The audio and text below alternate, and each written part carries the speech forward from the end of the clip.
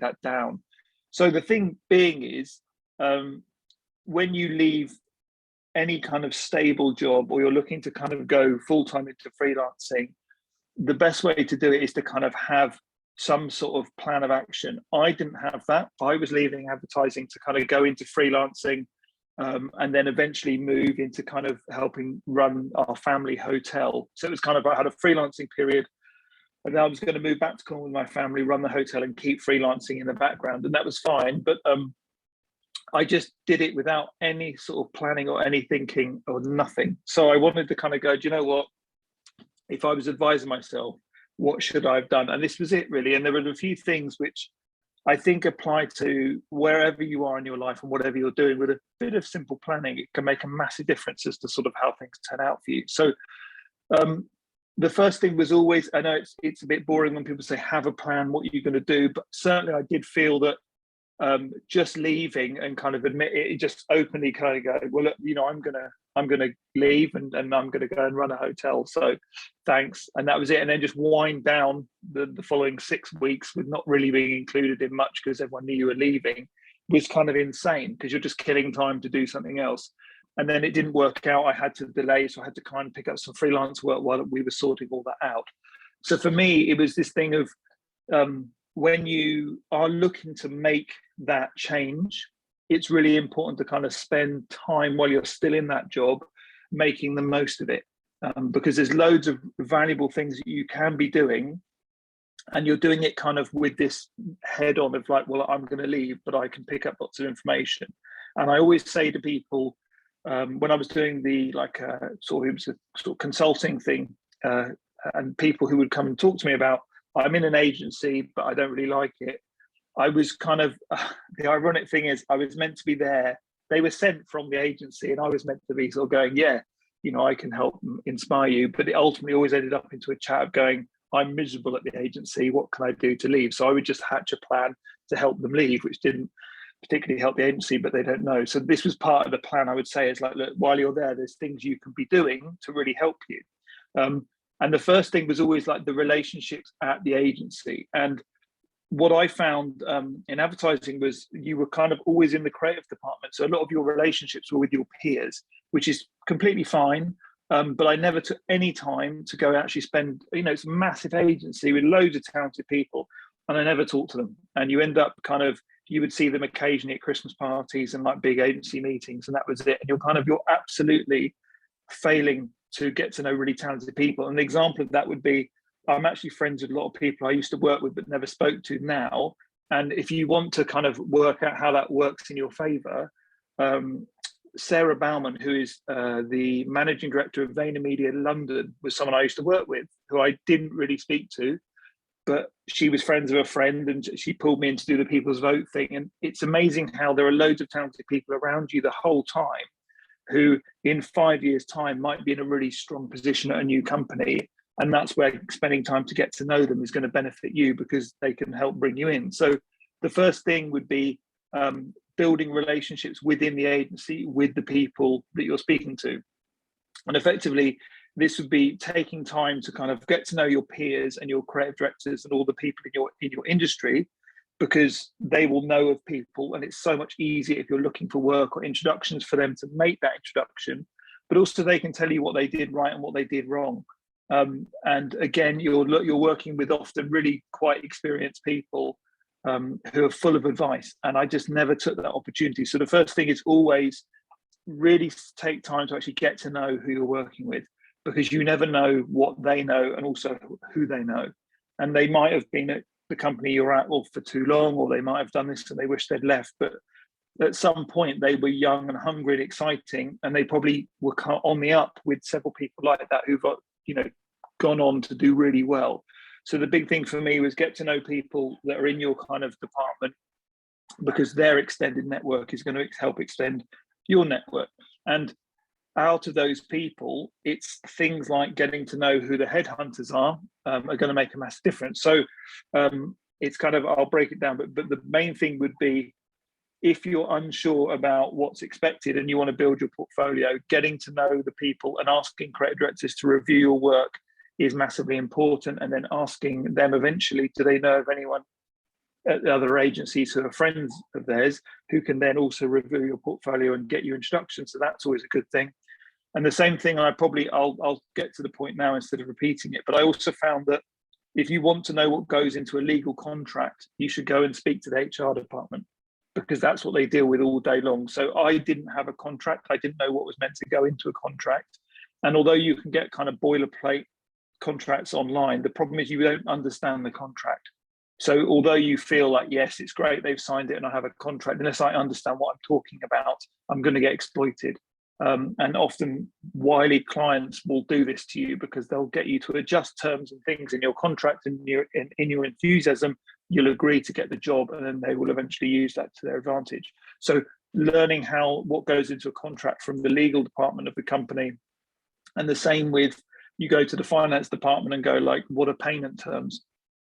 So it's this thing of, each department not only will kind of advise you on what is the best practice to do, for someone like you in your position, they'll also give you an idea of what the rate should be and what is realistic. So when you first invoice and you're told it's 30 days, that's a real kick in the teeth when you've done all the work and now you've invoiced, and now you've got to wait a further 30 days to get paid, provided they pay it. If they don't pay it on time, you've got to keep chasing. And that was a massive wake-up call to me. So it's this thing of, it's definitely worth going to speak to all the different people in your department, and then try and understand what you need to be getting in order to go solo successfully. And then more than likely, they will also know people who can help you. And quite a useful sort of way of doing this, if you're starting out, is to kind of offer your expertise for a skill swap to get your first contract, to get your first kind of invoicing set up. So at least you have like the basic tools. And this is the kind of thing I'm talking about. So those were things within the industry. Headhunters were a massive one, because headhunters will always know where there are key positions opening up. They'll know your industry rate that you should be charging, and they will know these positions long before anyone else. So deliberately getting to know headhunters and getting your portfolio right is a really shrewd move. You can work with your creative director to refine your portfolio while you're at the job, and then he will probably be able to give you an introduction to a great headhunter who will already have a job lined up for you.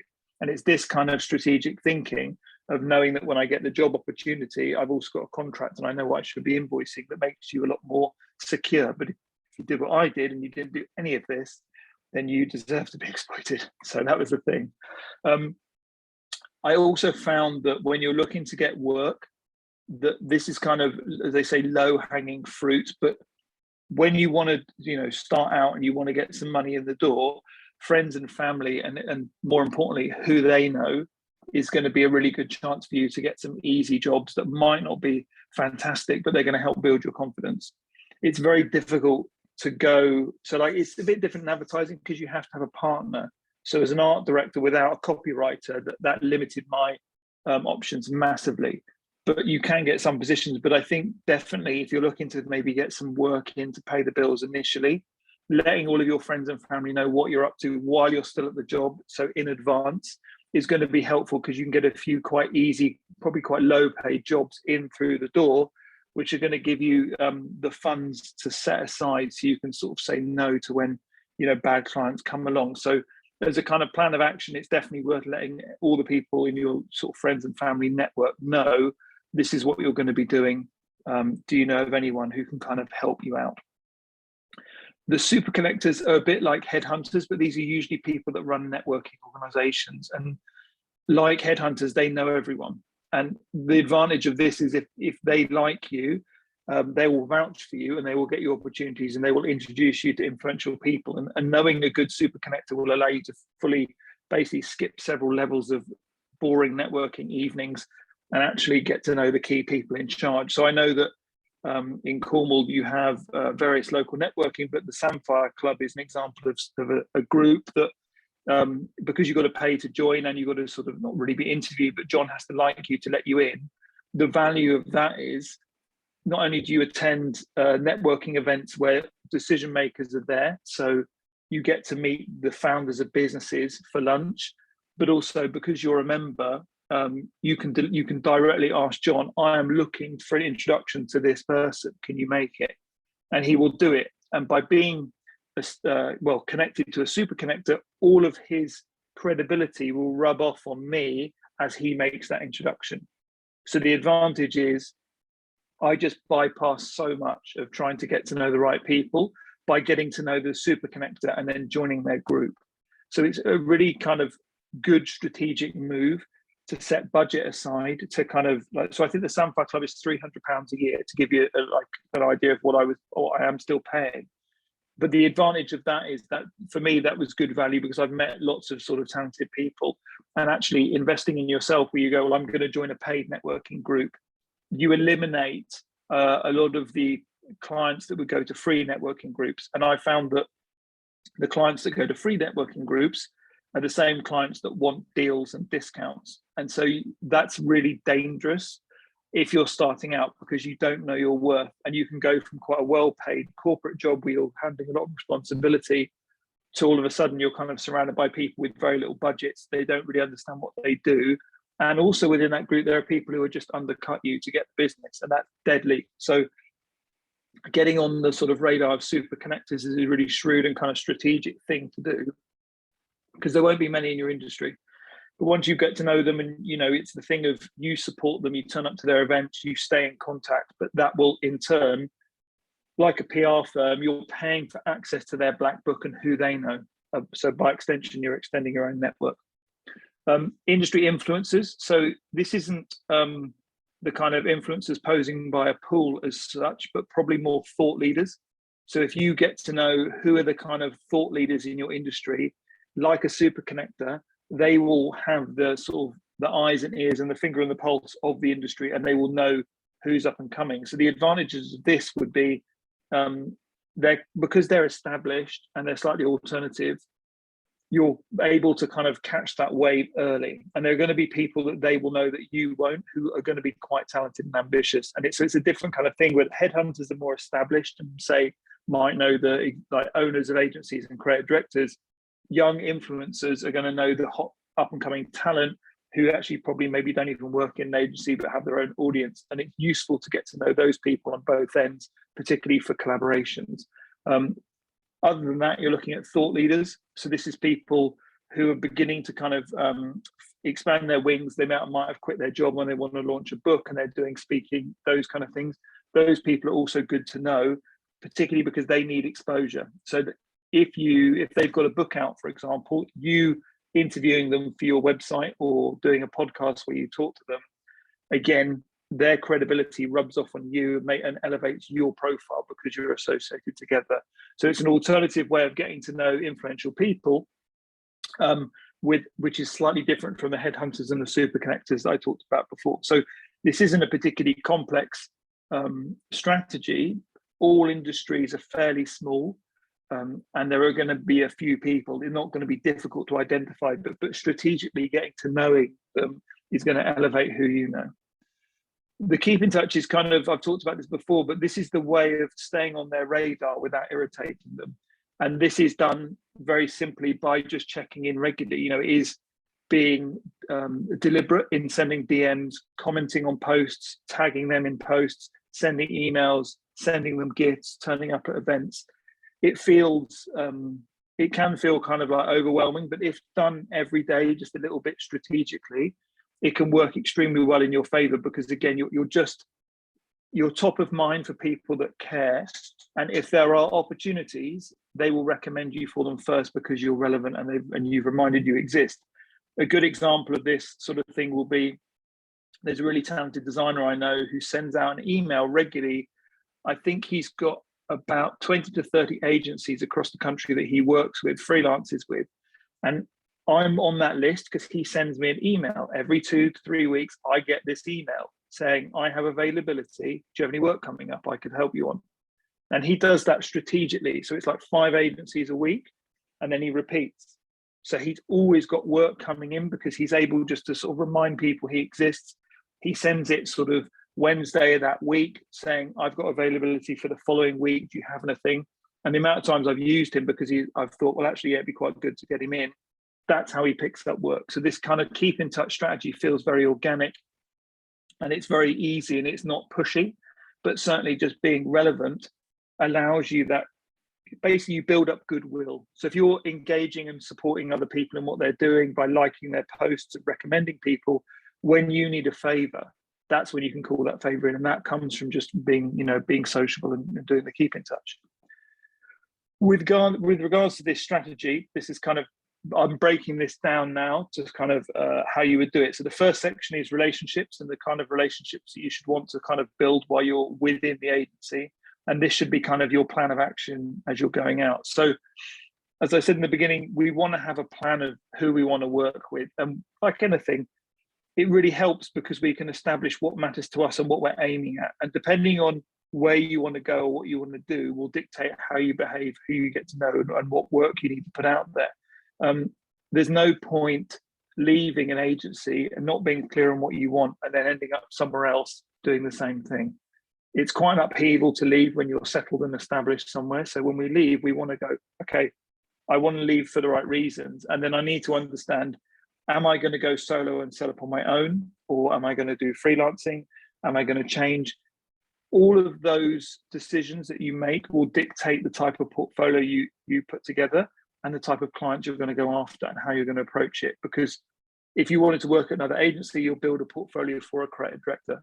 If you want to set up in your own studio, you'll build a portfolio for a certain type of industry-based client. So knowing who you want to work with and why you're leaving is one of the crucial parts of establishing a strategy that's going to help build your reputation. The next bit, which I found is really overlooked, is when we build portfolios, we build it for ourselves, or we don't build it for the client. And so what we want to basically try and make sure we do is go, okay, if we want to appeal to this certain person, be it a creative director, be it sort of an industry type of business like say restaurants, we need to understand what they want to see from us so we don't waste their time. So we're going to have to curate everything we put out there for a specific audience. And I know that when we were trying to get jobs in advertising, we would shuffle our portfolio based on the agency we were going to see. So you'd have maybe 12 campaigns and you would adjust the campaigns based on who was looking at them and the type of work they were doing. So again, once you know who you're looking to work for or with, you can now begin to understand what they want to see from you, and you can start to build a portfolio that demonstrates that. And the big thing, even if you're doing that, is you have to make sure that you can provide it, because if you wanted to kind of, it's this nuanced thing of, if I wanted to work for a particular industry, I can show that I have worked for clients in that industry. But there's going to be a level of, once you go beyond industry expertise, they're going to be looking for very specific things that really help make a difference. And even today, I was in Soho and I went to London Truffle Burger. And as I came through the door, the guy was sort of saying, sorry, I was just trying to find staff for tonight. It's a nightmare. Now, I know as a restaurant owner, former restaurant owner, I know what he's going through and what a nightmare that is in the current climate. So there is this thing of, not only have I got industry experience, but I understand the industry. So having a portfolio of work that looks nice and is for those type of clients is one thing. You need to probably go a little bit deeper and show you have a deeper understanding for not only that industry, but possibly their audience and their customers as well.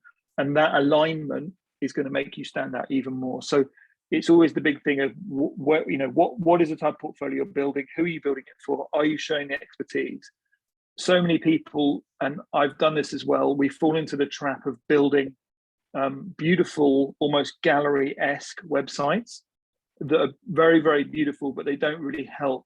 And I was always confused because I would see, agency websites of established agencies that were very cool, almost cliched. But the reason why that is, I figured it out, is because their reputation precedes them.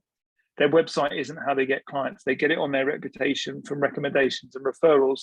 So they don't need to communicate anything on their website. It can be as vague and as trendy. In fact, the fact that it confuses you probably makes you think, well, I'm not worthy. They're just so cool. I need to you kind of lower your sort of self-value compared to them. So it's all part of the selling process. But it took me ages to overcome that, because I was always in this battle of, I'm told that a landing page story brand website works, but I want to make cool kind of wanky ad agency websites, but both fail. And there's a balance in here. We just need to know who we're talking to. So again, don't fall into the trap like I did of just doing lots of cool work and not explaining it. That doesn't help either. So we need to make sure we explain everything clearly. And this is the final bit, which is demonstrating your expertise. When we're doing this, it's a case of it's that balance. So where you would show your work, you would do a case study rather than a gallery. And this allows you to tell the story of the project, but it allows you to not only show your understanding of what they need, how you solve business problems, and even include the accountability and the metrics and the testimonial of the client. That is far more compelling to a client, because everything that they want to see is there, and that gives them reassurance that you're someone that they can look to hire or bring into their business. So this is where we strike this balance of, it can still look beautiful, but it can have style and substance. So this is where case studies and testimonials, and if you're filming, one thing that is definitely worth considering as you're doing a project is filming as much stuff as you can as you go, so that then you can provide a little video at the end, which is can be easily put together to kind of show the profile of the story. And you can supplement what you would call B-roll with just statistics and like slides and quotes and photographs as you go. But that little case study video on top of a really beautiful case study can really make a big difference. So we have to make sure that we understand what they want and we're showing it clearly. One thing that may be worth considering is being honest about, maybe I'm not there yet and I don't have enough industry experience. So I might want to work with restaurants and hospitality, and I've always loved it, but the reality is that I've never had clients come to me who have maybe had that level of that profile. So it's the thing of, I might have done the local cafes and coffee shops in my town, but I've not worked with one of Gordon Ramsay's many restaurants, or one of Jamie Oliver's restaurants, or like a chain of Michelin-starred restaurants. And although it's the same industry and it's food and drink, and there's a lot of overlap, if I want to gain that experience, there's nothing wrong with you going to join a bigger agency and work in-house for 6 months to a year to gain that experience of working on those bigger brands and bigger projects, and then leaving to then start your own thing, having gained that experience. And what you'll find is, for example, when I was doing my football coaching, I got to the stage where I'd done my B license, and I was working for Fulham, and I was thinking of getting a job at Brentford. And what you find is, when you're looking at coaching jobs, your CV can be distilled down to, like, I've worked at Fulham and at Brentford and I've got my B license, and people will give you opportunities simply based on where you've been, because they will assume that the organization you've worked for has already done the job of vetting you for quality. And this happened with placements. You go like, oh, we worked at Mother. Oh, really? Well, yeah, come to us. And that was the big thing. So I feel that there's nothing wrong with feeling you need more experience. You might not be able to get it at your current place.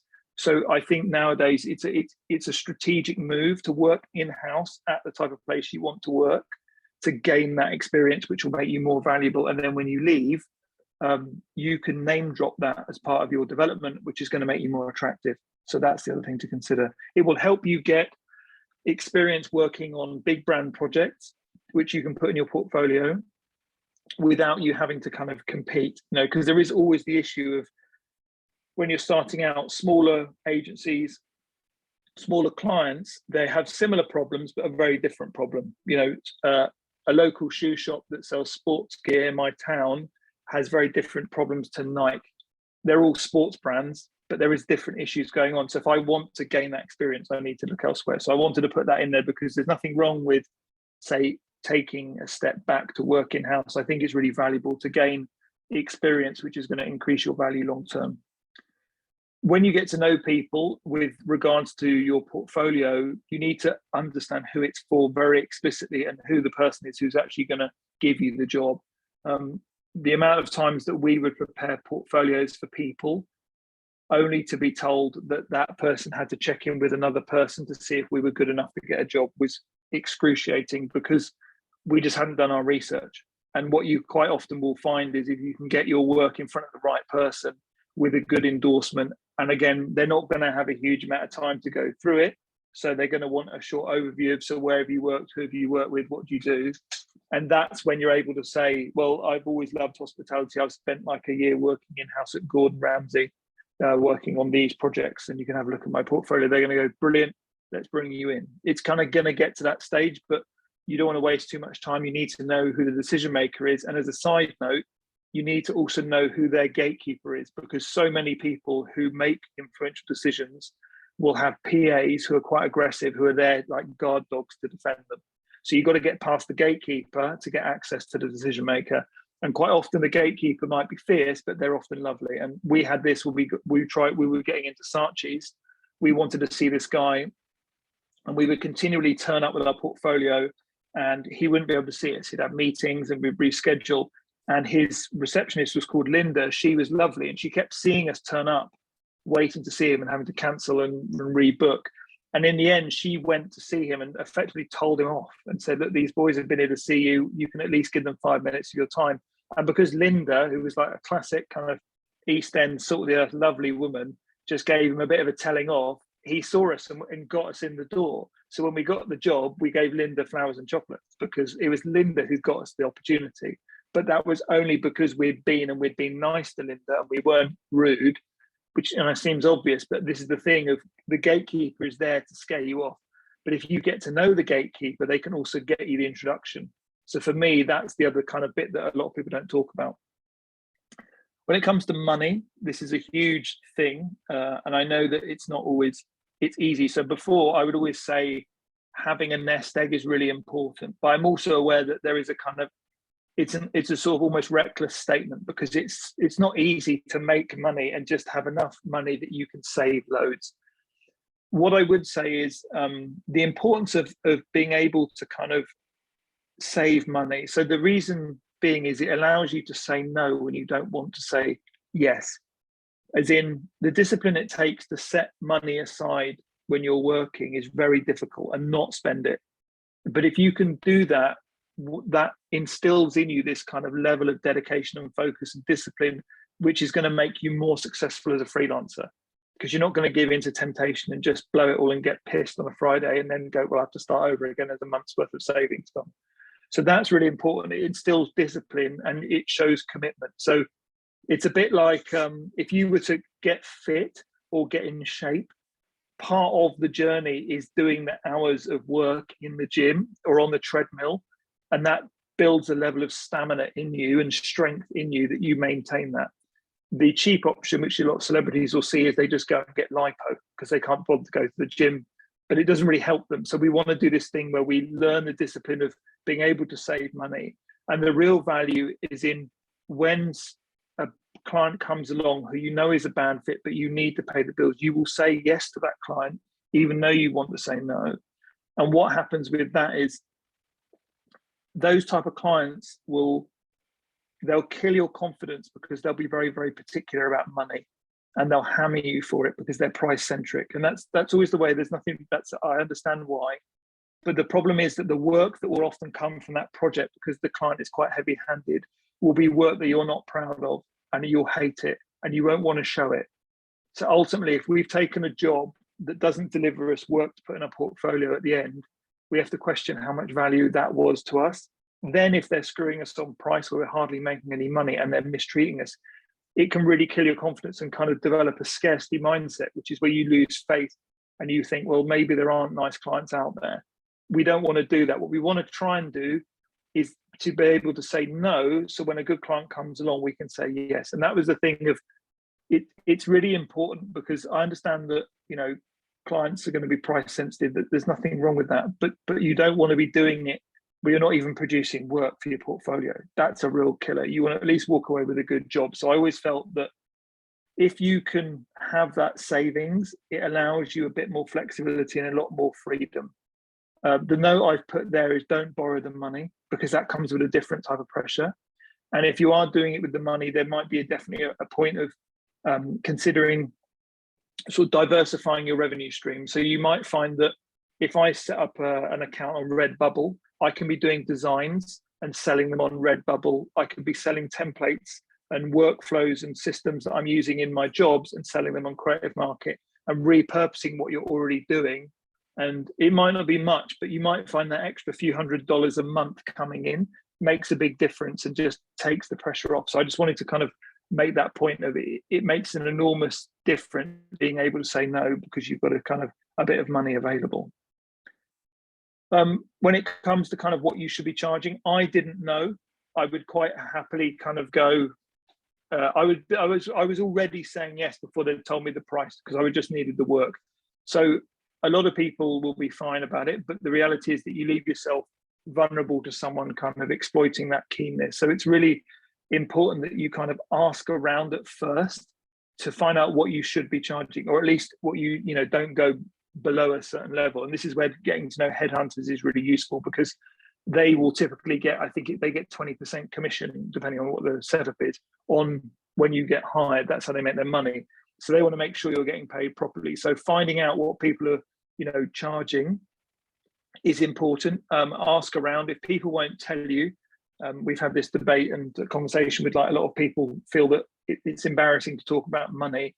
The flip side is to work backwards and calculate what your bills are, and then you have like a kind of monthly figure that you have to hit, and you know that you cannot drop below. Once you've paid all your bills and your taxes, you need to have extra money left behind. So that becomes your baseline figure that you must charge. But definitely knowing what other people are charging before you leave is just makes sense, just so you're not undercharging.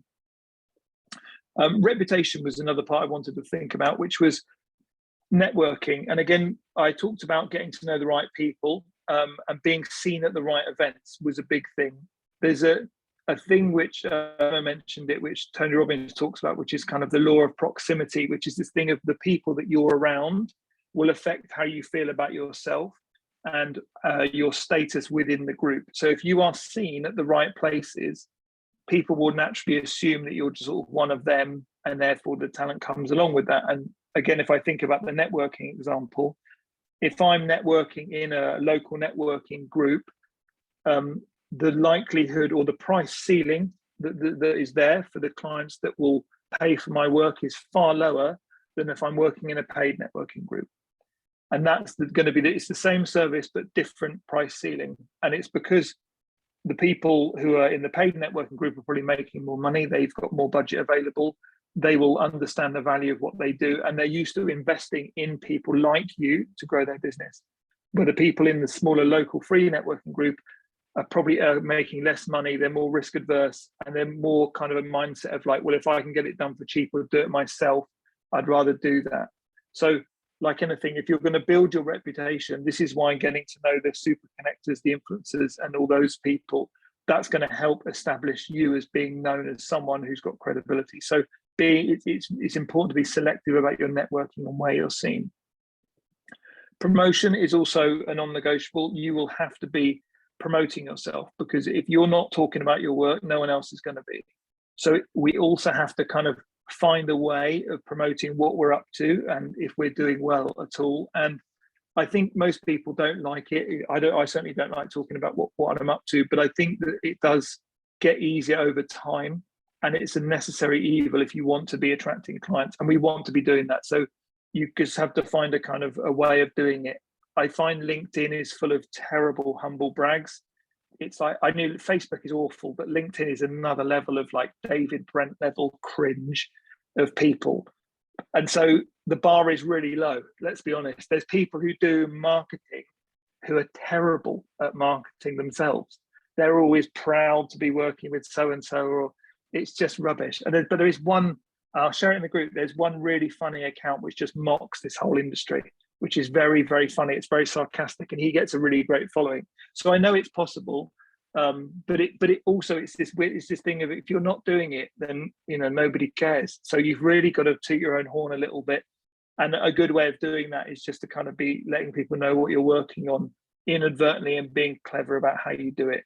So if you're working on a big job, imagine you're working on like a new film, and you're like my friend does this. He's in catering in movies.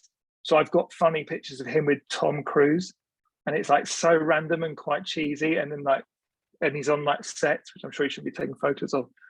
But there are probably ways that he could do this a little bit better. Posing with like, check out me and Tom is a bit naff. But if he was like, there's a way. I was going to say he could do a thing like, I was talking to Tom Cruise, and then he gave me this real pearl of wisdom. That sounds awful as well. But there might be ways of, you could interview people you're working with, so it kind of puts the spotlight on them and then indirectly shines it back on you. Could be another way of doing it. So I think it's really just a case of giving it a go. But again, it's a rather boring, unfortunate fact about life is that we have to do marketing. and I don't like it. I'm probably not very good at it, so that's what I'm telling you. Credibility is also important, where you need to actually demonstrate that you're winning awards or you've got qualifications.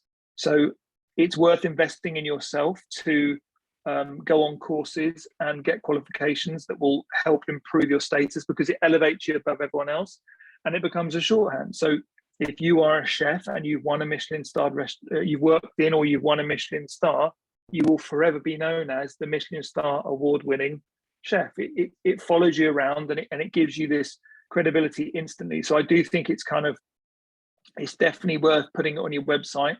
And again, it's a little bit difficult because people kind of feel a bit awkward.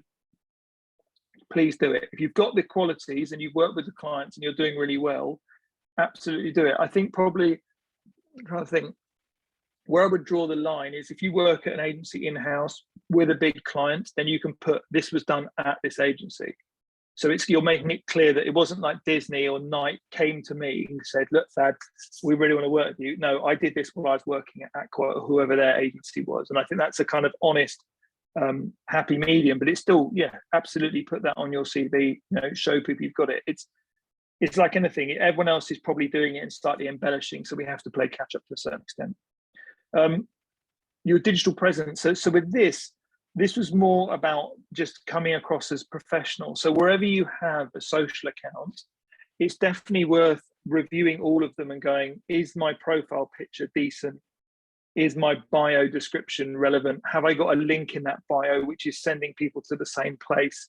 Because that way I'm kind of building not a sales funnel, but a consistency. So I'm driving all of my interest, no matter where they find me, to one place, which is controlling that traffic. And it's just a good thing to kind of just review, because if you're like me and you've never used Twitter, I mean, I have updated it, but I find these terrible old, like LinkedIn education group, they're these old photos like when I had hair. So it's like, this is ridiculous. It's embarrassing. So I've got to try and find ways that it's least up to date, and, getting some proper headshots done. All these things make a massive difference. So if there's consistency across everything, that makes you a lot more trustworthy. And then again, with your portfolio, like I said, you want to be shaping it to suit the audience that you'll want to appeal to and demonstrating the expertise. So we sort of covered that. This is where I got back to my first point. When you're in the agency, you want to make sure that you're going to the legal department or whoever's handling that to get your contract sorted. And they don't have to be difficult, but you need to understand where the key weaknesses are in a contract. And a legal person will spot these weaknesses. Now, I have a real life example of this is, when we were running our hotel, we had a guy who was a friend who had a legal expertise. He was a lawyer, but not in employment law, and he drafted our contracts. Now, when our employment solicitor saw them, she couldn't believe how many holes were in there. She's like, these are useless. They will not protect you at all. And I didn't know. So if she hadn't have told me, we would have been very, very easy to be exposed in whatever manner. So you need to make sure that you understand the basics of your contract, and you need to probably take it to someone who is a creative contracts expert, so they can make sure that, okay, you're covered completely here, particularly if you're illustrative and you do like licensing, all that kind of stuff is really important, so they don't kind of take your design and make money from it. You want to be clear on how it works, and so you understand what the deliverables and the variables are, so that, for example, if you design the work, who owns it? You might say, well, I want to design t-shirt, like I want to design a character for a brand. And then the debate is, well, they might want to merchandise that character and make loads of money, but you might go, well, I can have it in my contract that they can buy the rights to that character for an additional fee. So at least you're not being exploited. So there might be ways around that which you wouldn't know. But someone who's into copyright law, who works with illustrators, will tell you all of these things. And this way, it just sets you up. So like, who owns the files when the project's finished? I usually give them all to the client, but some people might go, no, I retain them, and then I charge them extra if they want the master files. It's up to you how you structure it. But the important thing is, if you're in an agency already, there's a really good chance that the people working in the legal department already know all this and can advise you accordingly, because they're dealing with it every day. So I wanted to say, go and speak to them and kind of buy them coffee and like see what you can do. Same with money. It's going to be understanding how much you should get paid, what are standard industry rates, what's a good way of getting paid. They will have all these tips that you won't know, which is, again, like, if you really want to get paid, put a specific number and someone's name on the invoice. So then you have an accountable person who you can contact at that business, who is basically responsible for making sure you get paid. And if you're not getting paid, all you need to do is email their boss and copy them in, and that will make sure they get paid. You get paid really quickly. There might be lots of things like that, and they'll also tell you what's realistic as far as getting paid. So it's probably more realistic to get paid in milestones on a project rather than 50% upfront, then 50% on completion. So it's little things like that. I never knew any of this. I never knew how much should be in a deposit. I didn't even think about deposit. I just assumed I got paid at the end. So I'd done all of the work. They had everything, and then I still waited 30 days to get paid, which is rubbish, because you've like, that's 2 months without payment. Like, yeah, I've done the work.